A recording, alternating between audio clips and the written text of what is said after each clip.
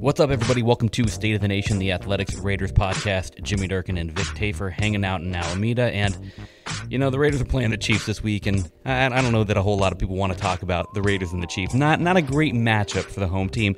And a lot of people, obviously, you guys are focused on the draft, and for good reason. And, you know, we kind of told you guys a couple weeks ago that the guy you should be following if you want to start looking ahead to the draft already is our NFL draft analyst for The Athletic, Dane Brugler. And we've got him on the phone to talk about the draft. How you doing, Dane? I'm doing well. Thanks for having me, guys. Of course. Well, to start, you know, everybody looks at Nick Bosa as the guy that is you know, is he the number one pick? At this point, do you think he's a lock there, or are there others you think can rise up to be that number one pick? Yeah, you know, I wouldn't go so far as to say that Bosa is a lock, but I think he's the clear favorite. It reminds me of a few years ago when, you know, the moment the 2016 draft ended, Myles Garrett, he was the favorite to be the top pick in the 2017 class. And it's kind of the same thing here. Once the 2018 NFL draft ended this past April, Bosa immediately was the favorite to be the top pick in 2019. And you know, the main reasons why I don't think you can call it a lock, well, I guess two reasons. First, the injury that Bosa suffered in the TCU game earlier this year sidelined him for the season. Core issue that's easily repairable, and you know, he had surgery, and he should be, you know, have 100%, you know, come back just fine. But those types of injuries affect flexibility, pliability, and you know, there's just some questions there. He should be okay for the combine, but the medicals will be something that they're talked about, especially when you consider his father was a first-round pick who was quickly out of the league because of his injuries. And then, of course, his brother, Joey, he's been a Pro Bowler when he's healthy, but the medical issues have kept him off the field. So it might sound a little nonsensical to, you know, connect Nick with the injury issues with his dad and his brother, but I promise you teams will consider that. And then the other factor is the quarterbacks. If Justin Herbert from Oregon or a few of these other underclassmen quarterbacks, if they declare, you know, we could see that being the number one pick, you know, with the Niners, the Raiders, the Cardinals, you know, in contention for that top pick. It would be essentially put up for auction, you know, with other teams looking to get up to get their quarterback, especially because it's not going to be like last year. We had 4 quarterbacks go top 10. There's a little bit more of a limited supply this year, and so, you know, supply and demand, quarterbacks are always going to get pushed up. People also like Ed Oliver. Do you see, as far as impact guys for this team, the Raiders, are those two guys the two choices, or is also, I don't know if it's pronounced Quinnen Williams, the other guy? I mean, is he also that kind of player? Yeah, I think so. The player that has emerged this season more than any other is Quinnen Williams, and I think he's a better player than Ed Oliver. He's a better prospect than Ed Oliver. And I think he has a much better chance of going in the top 5 than Ed Oliver does. Quinnen's a first-year starter this year, only a redshirt sophomore, so we'll have to see if he declares or not. But he has the most dominant tape that I've watched this year, and it hasn't been close. And it's funny because you watch his tape, you watch Arkansas, and you say, oh, wow, this was a statement game. But then you watch Texas A&M, and you say, okay, this is even better. You watch the Missouri tape. Okay, he was even better in this game. And pretty soon you realize that he's been dominant in just about every single game that he goes out there.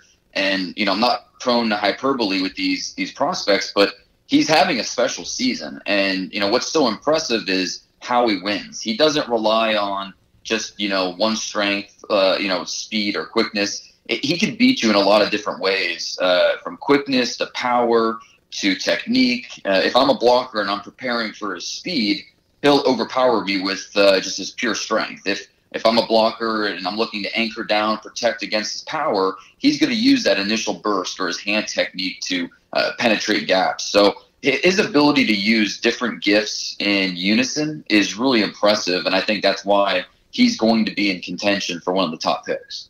When you look overall at this first round, is this a deep draft? Do you think, I mean, the Raiders obviously have 3 picks. They have 3 picks in the first round.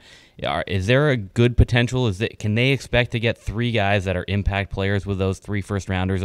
Certainly one that should be in the top 3 or 4, and then we'll see what happens kind of with the Cowboys and the Bears. Those are looking like they might be in maybe one in the early 20s, maybe one in the mid-20s. Yeah, I think so. And, like every year, it really depends on the underclassmen, who comes out, who goes back to school. Juniors have until January 14th to officially make their intentions known. We've already had 7 or 8 underclassmen make their decisions. So, assuming that the juniors we think will come out actually do come out, I do think it's going to be a deep group at certain positions, maybe not so deep at others. I don't think we're going to see a first-round running back this year. Wide receivers, I don't see a lock top 20 pick this year, but between picks 20 and, say, 75, we're going to see double-digit receivers off the board. I love the potential of the class just at the receiver position in that range. And I think the strength of the first round, it's going to be all about the defensive line, both on the edges and the interior. I'm mapping out my first mock draft of the season, actually. Should be up on The Athletic probably on Monday. And I really like how it's shaping up for the Raiders. They have you should be able to get one of the best players in the draft at the top, in the top 3 with Bosa or Williams. And then I still think there are attractive options with the other 2 first-rounders. Whether they go defense and wide receiver or, whichever direction they go, I think the strengths match up fairly well with what they might be looking for. For reasons we won't get into, they need a pass rusher. Who's available like that 20 range? Who's on top? Are there guys who can come in and make impact in terms of the rushing the passer in that range? Yeah, I think so. Obviously, Bosa is going to be off the board pretty quickly. I think Rashawn Gary from Michigan is going to be another top 10 pick. Montez Sweat from Mississippi State is interesting. He's 6'5", about 250 pounds, really long. He's become more of a complete player this year. He's got a few off-field stuff that teams need to figure out, but he's in that first-round discussion. Josh Allen from Kentucky has been one of the most improved players this year. He was a borderline top 100 pick last year, comes back for his senior year at Kentucky, and he's turned himself into a top 20 pick this year. He put on 20 pounds, stronger versus the run. He's expanded his pass rush repertoire, what he can do off the edge. So I think those guys are going to be in that mix. And then the underclassman, Clelin Ferrell from Clemson, might not be a special athlete, but he's very good with his hands and the way he can mix up his pass rush. Chai Polite from Florida, he's explosive off the edge, has some questions there about his ability to be a 3-down defender and hold up versus the run, but he can impact the pocket in a big way with that explosiveness off the edge. So Brian Burns from Florida State, another one I throw in there. The defensive line is really going to be the strength of this first round and what we talk about. And I think at pass rusher, we know all 32 teams are looking for more help at pass rusher, but especially the Raiders, and I think they're going to have several options in this class. Yeah, I like Allen a lot. I know. Has he played inside before, or is he strictly now an outside guy? Josh Allen? Yeah. Yeah, he's been an edge guy. He was kind of that hybrid stand-up, put his hand on the ground, do different things. They'll drop him in space. He'll drop 20 yards and cover a tight end. So, they do a lot of things with Josh Allen. I think he's become a much more well-rounded player this year, where he's not going to be only for 3-4 teams or certain sub-package situations. He's going to be a guy you look at as scheme versatile, can stand up, put his hand on the ground, can do a lot of things for you. You mentioned wide receivers and how there could be a big run of maybe the 10 or so guys in that 20 to 75 range. That's where you look at the Raiders. They're going to have probably 2 picks there in that late first round, mid to late first round, and then obviously going into day 2. Who are guys that they can target and look for there, wide receiver? Because that's another position that for some reason the Raiders need to find a guy. Well, yeah, I mentioned how much I love the potential of this class, and we're going to see a lot of underclassmen declare at this position like we do every year. A lot of them are going to be viewed as second-round guys with a chance to sneak into the first round. Oklahoma's Hollywood Brown is really interesting. He's only 5'10", 175 pounds, but that speed and explosiveness, it makes him a playmaker. He's got a little Tyreek Hill, a little Deshaun Jackson to him. Obviously, he's undersized, but he can stress a defense vertically, horizontally. He really helps open up everything for that offense. And even when he doesn't have the ball, he's making an impact. So Hollywood Brown's in that conversation. DK Metcalf from Ole Miss, he's a size speed freak. He's 6'5", 235 pounds, probably going to run in the 4.4s in the 40-yard dash. the son of Terrence Metcalf, who was a third-rounder back in 2002, and he played 7 years in the league, mostly for the Bears as an offensive lineman. But DK, he's still a little rough as a route runner, needs to be more consistent at the catch point, but you can't teach that size and speed. And I think the big other question will be the medicals. He missed almost all of 2016 with a broken foot. Then he missed the second half of this season with a neck injury. I was told by a source close to the situation that he's going to be cleared and full go by the end of January. So we should see him at the combine be full go there. But the medicals, nonetheless, they're going to be an important part of his draft evaluation. And then N'Keal Harry from Arizona State, he recently declared he's in that late first, early second round discussion.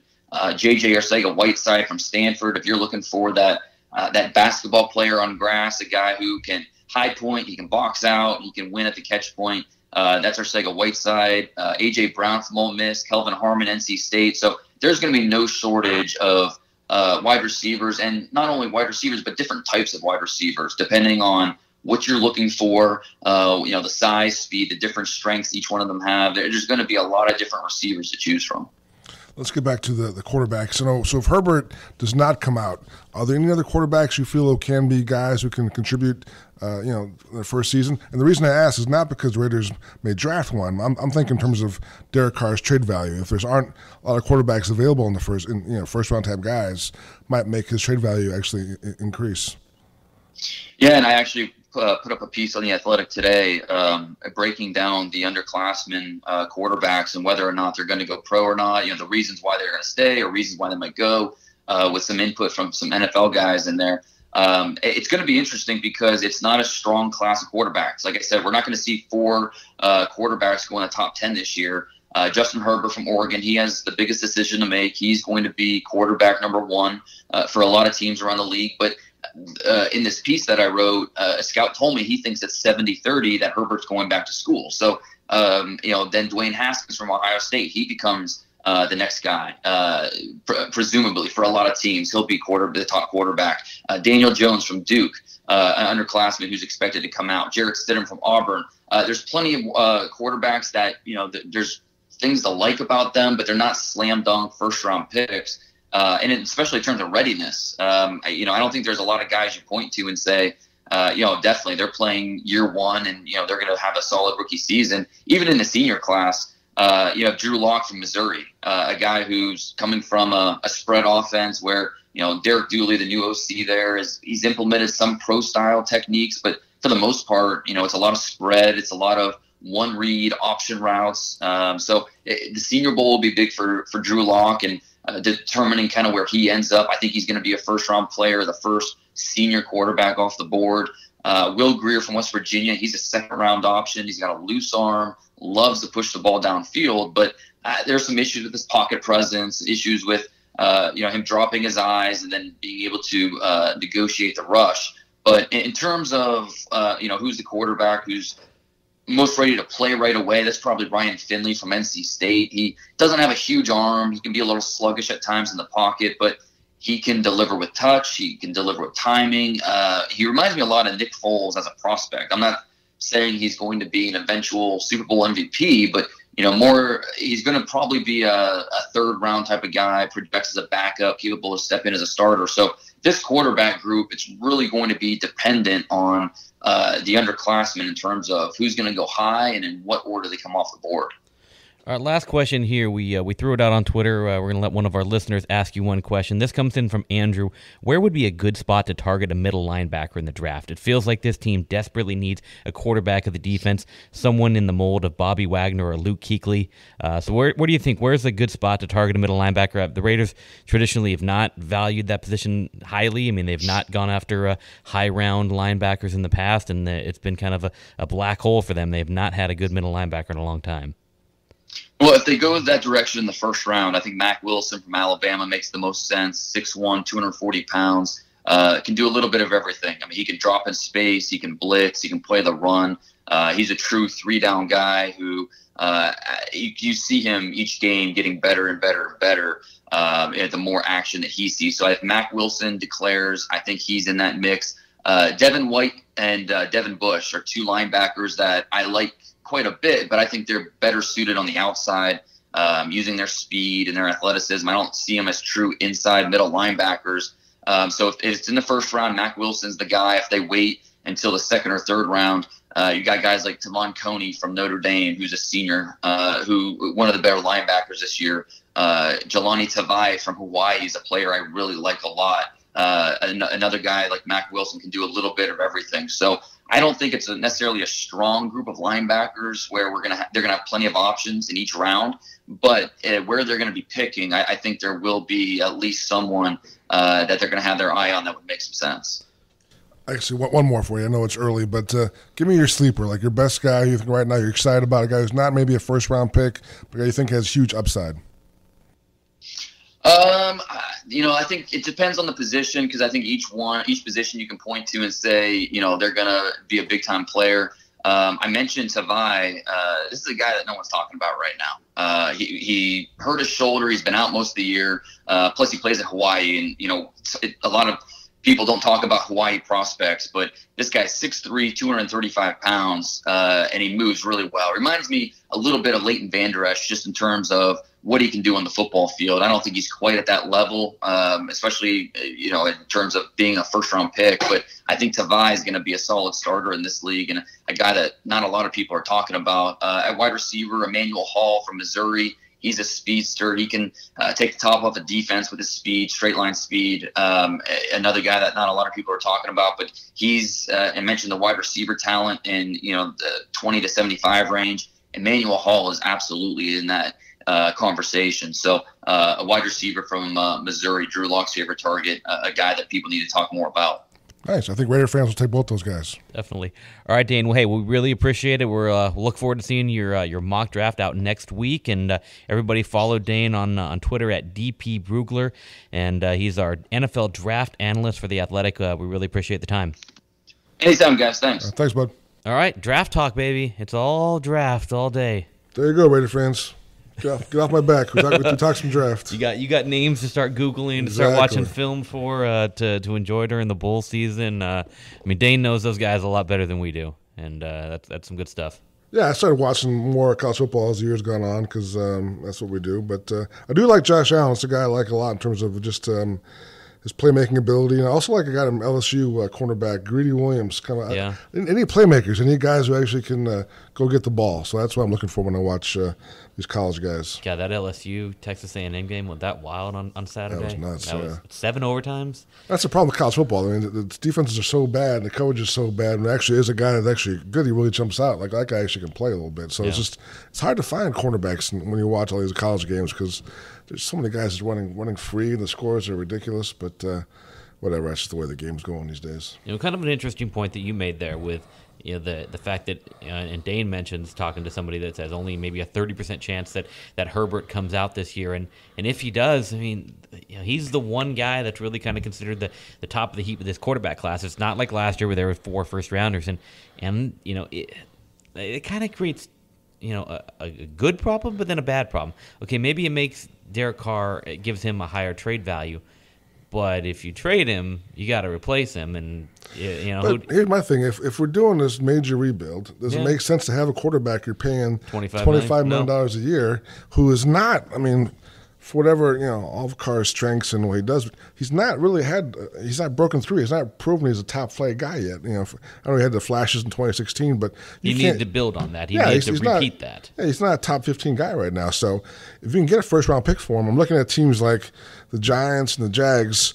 Both have enough talent, enough of a payroll. They can't think in too long term. They got to get some results now, and they both have quarterback needs pretty badly, pretty big glaring needs. So.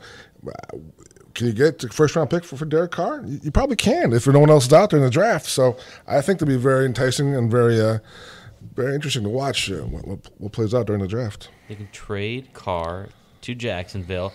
They'll take back Bortles, reunite him with Greg Olsen, and Greg Olsen will quit. No, I'm just kidding. I think if you are in a rebuilding mode, and those are tough decisions you got to make, but.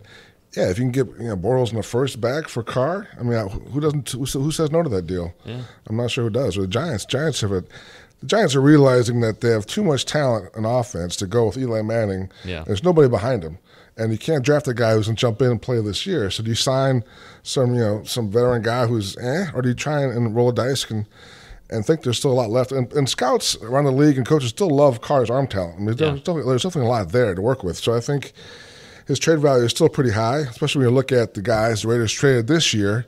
Both Mack and Cooper have gone on and done bigger and better. So I think there's a thought process now around the league. Like, you know what, whatever you look, the problem was last year. Maybe that wasn't him. Maybe that was the organization. I think that everyone gets the benefit of the doubt now for being on this team. Like, you know what, that guy's better than he's shown because he's in that stupid place in Oakland. If you get him somewhere else, he'll be the guy he was in 2016.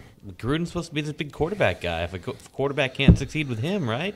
Yeah, I don't know. I mean, a lot of quarterbacks didn't succeed with him in Tampa, though. Exactly. I just think you look at the offense for. I mean, I know Gruden points to the injuries in the O-line and the injuries at receiver, and it's all valid. But the injuries are just excuses. So I think if you look at what his plans were for Cooper going in, it didn't work out, obviously, and now he's doing just that in Dallas. That's not a good look. So I just think that's another thing to kind of weigh when you figure out where Carr will be playing next year. Isn't it? I want to bring up. Isn't it weird how some these coaches get labeled as he's a quarterback guy.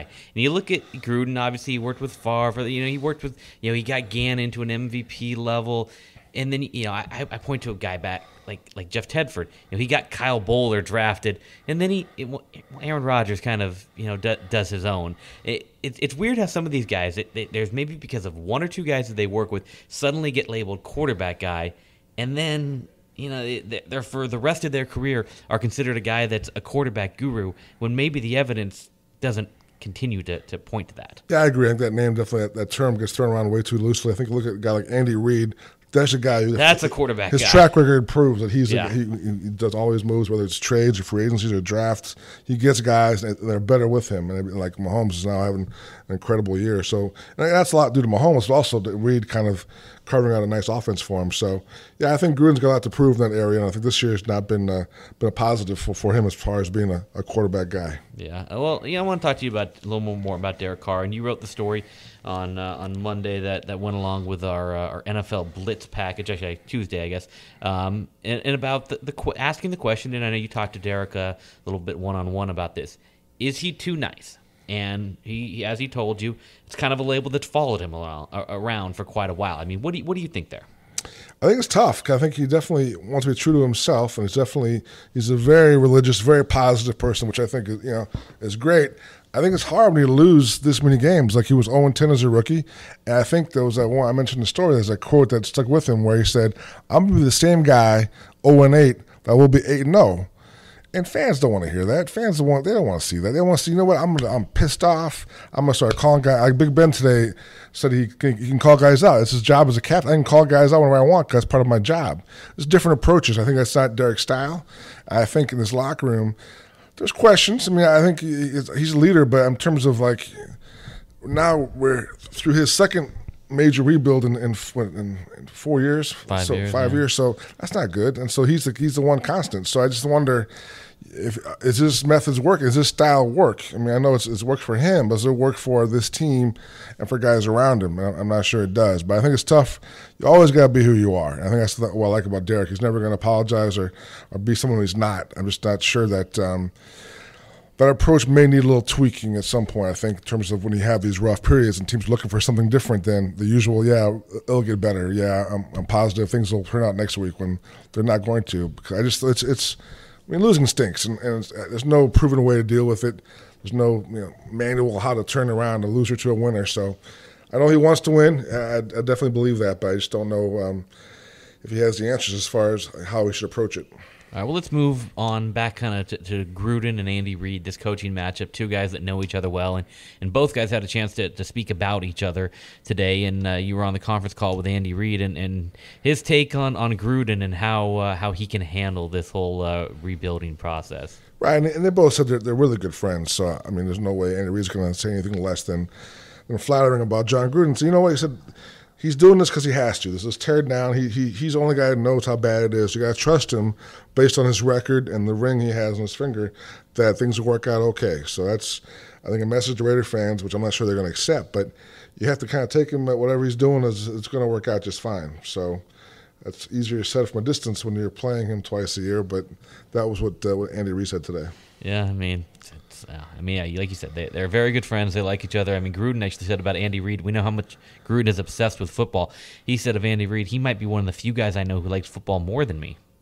So, It's kind of cool their background. I mean, you mentioned how when you get hooked onto a certain special kind of player, like Brett Favre, like Hall of Fame type quarterback, and they both are part of his development. So you get credit for that, and also you may take more than you should have, but it goes both ways. I just think that they both love the game. Obviously, they're both offensive guys, and one guy's at the top of the league, and one guy right now is at the bottom. So they're just trying to see if they can somehow meet in the middle at some point here in the near future. But the guy at the top doesn't have a ring. The guy at the bottom does. It does, exactly. And, hey, when you walk away from this game, they count the rings, and right now Gruden has the ring, and Reid doesn't. But Raider fans don't care about that because they know how that ring came. But anyways, plus any guy say that Reid's probably positioned now for a lot more chances at a ring than Gruden has any time in the future. Yeah, I mean this Chiefs team. Let's talk a little bit about them. I mean Patrick Mahomes. I'll be honest. I love watching the guy play. He's probably He might be my favorite player to watch in the league right now. I mean, he's, I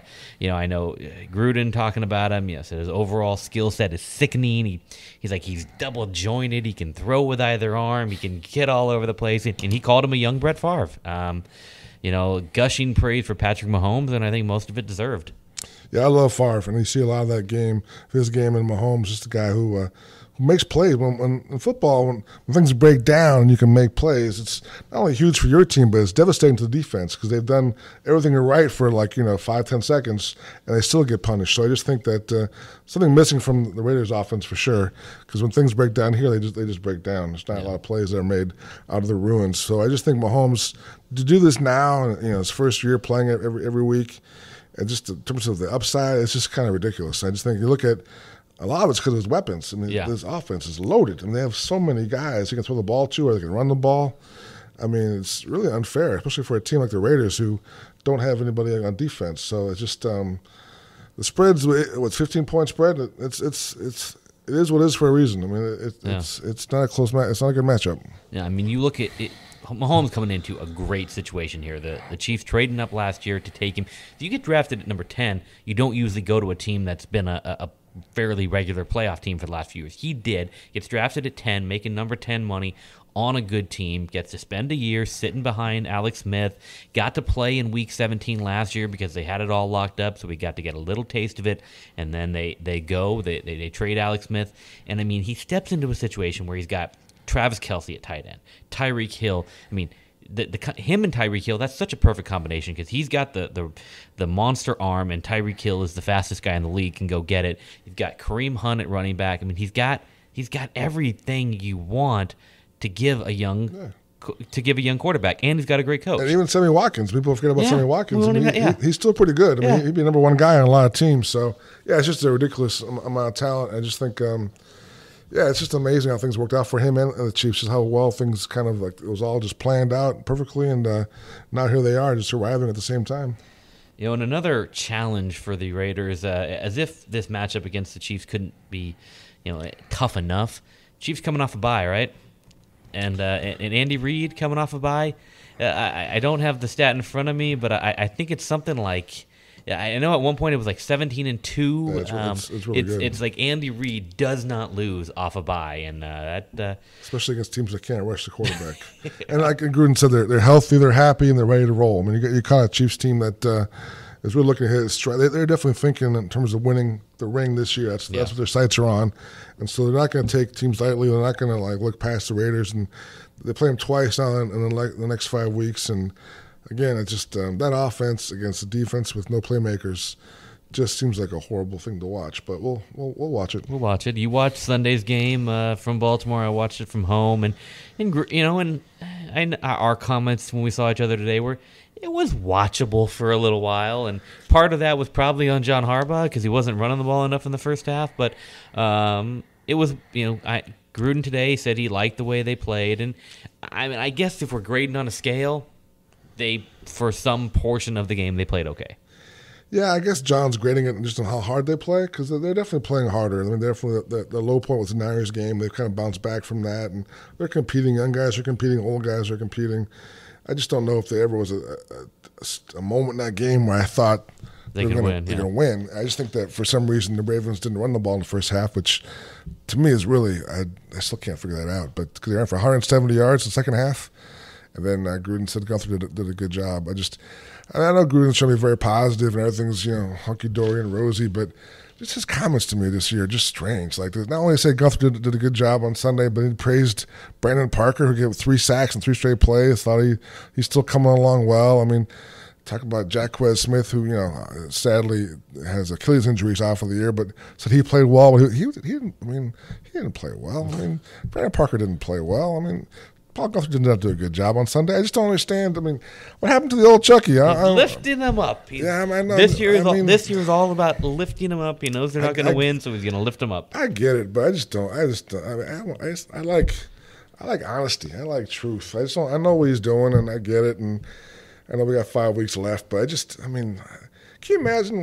People love to talk about Al Davis and his reaction stuff, and Gruden was with Al Davis back in the day. But can you imagine if Al Davis was around and he did not be happy? And he said Paul Guthrie did a good job. And he gave 170 yards rushing in a half, and he did a good job. Brandon Parker, like his first guy in 20 years, gave him 3 sacks and 3 straight plays, and the guy left the stadium. And the guy did a victory lap through a freaking tunnel. I don't know how did I get a penalty? That's me. I was so weird. He just disappeared for a while. The refs just kind of laughing and enjoying him. Like that's a penalty. You can't really do that. Doggone Judon. Whatever. I just don't know, man. It's a strange year. I feel bad for Raider fans. I feel bad for me. I feel bad for you. I feel bad for Gruden. It's just hard to watch. Hard to listen to. I don't feel bad for Gruden's paycheck. Really? He's not having a good time. He's miserable. I know he's trying to be Mr. Positive, but I guarantee you he's miserable. He's getting his butt kicked. His bank account's looking good. Yeah, still though. Look, Andy Reid and he's been friends for 25 years, longer than that. He's going to get his ass kicked on Sunday, and he's going to get twice in 5 weeks. Andy's going to be nice. I don't think he'll go into the 40s or 50s. Andy will definitely keep the score down, but that can't be fun to know that your buddy can just do whatever he wants to you. I don't know, man. The game in 5 weeks might be close because I don't think the Chiefs will be playing all their guys. Although, I don't know. The Chargers aren't going away. The Chargers are lingering around there, so they may not. They may need that Week 17 game. They may have to play all their guys in Week 17 in KC, and you might get to watch a beatdown in Arrowhead Stadium. But everyone says that they're trying to give you positivity and reasons to watch, and they'll play their subs. But I tell you what, other Raiders, are they going to be trying hard Week 17? At that point, there'll be flights are booked. Women are going certain places. 1, 2, 3, Cancun. Exactly. They're not going to be locked in to get a win in the last game of the year. They want to get the hell out of here, and they'll be so close to that point that they waited for all year long to kind of get on this plane and leave the season behind. So I'm not really buying the whole motivational edge that the Chiefs will have in Week 17. Yeah. All right. Well, let's make some picks for Sunday's game. Shock the world. Do it. Pick them. Pick the Raiders. I dare you. You can't do it. There's no scenario. I guess if there's thunderstorms in the rain and it's muddy, and Doug Martin goes for $180. Doug Martin / DeAndre Washington / Jalen Richard. All right, there we run go. for 180. There's a 5% chance the Raiders can win. If those things happen. Cover the spread. No, win the game. 5% they can win the game. If those things happen, if rain, mud, and the running backs go crazy, 5% chance the Raiders can win the game. Okay. If those things don't happen, there's not a good chance. It could be wet. It could be muddy. But does that slow down Tyreek Hill from 22 miles an hour to 21, or I don't know how fast he runs, but he's. And the problem with that scenario is that, if it is muddy and it is a running type game, Spencer Ware could kill this team. Spencer Ware can dominate the Raiders defense. So their backup running back can have huge numbers. So the Raiders could fumble the ball all over the place. All right, go ahead. I'm sorry, make your pick. All right, I'm gonna go 35-14. 35-14. I'm going 39-20 with some garbage time touchdowns to Mr. Marcel Aitman. Two touchdowns this week. Not two. Maybe one. But yeah, here's your fantasy lock of the week, Marcel Aitman for the Raiders. If you have to have a Raider. He's not going to drop the ball? He's not going to. What do you have? 3 catches on 10 targets, I think, on Sunday? He had a rough week. He had a rough second game. And the thing with Suggs, Suggs is. That was. He pretty much is as a king out there. He's walking around a cane, and he ran back to the touchdown, and Aitman was right there the whole way. And I guess at one point he said that he was afraid of getting a horse collaring penalty. That's why he didn't jump on his neck. Or I don't know, but you got to catch Terrell Suggs if you're running behind him for 45 yards and you're a receiver in NFL. But again, that's not a big deal. It's just he was a late round pick who's not going to be a guy who makes a big difference here, but who can maybe earn a role as a spot player and a role player. So we'll see. We'll see. Yeah, and the telling thing was Suggs' quote after the game. He's like, "Yeah, it took me forever to get to the end zone." He kept looking behind him like, "Why? No one's caught me yet." Like try to pitch the ball, and no one wanted to. He didn't want the ball, and then he finally scored. And I guess I scored. So.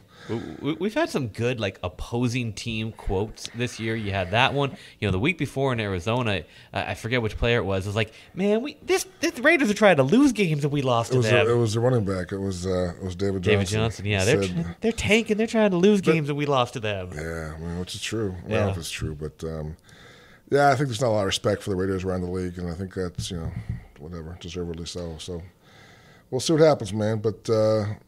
Hey, man, enjoy the tailgate. I'm going to go out there and do some tailgating this week. I'm going to invite myself to some people, some fans, tailgates, have some barbecue. Yeah, let's do it. Let's do it. I mean, what else we got to do? Maybe we'll rank the tailgates. We'll do a thing. It's a good idea because, the Coliseum press box food is terrible. It's really bad. So we might as well. Let's do it. Sometimes, they'll have they have weird combinations of food. Like, sometimes it's lasagna and eggs. That's not good. They had crab cakes a few weeks ago that nobody trusted.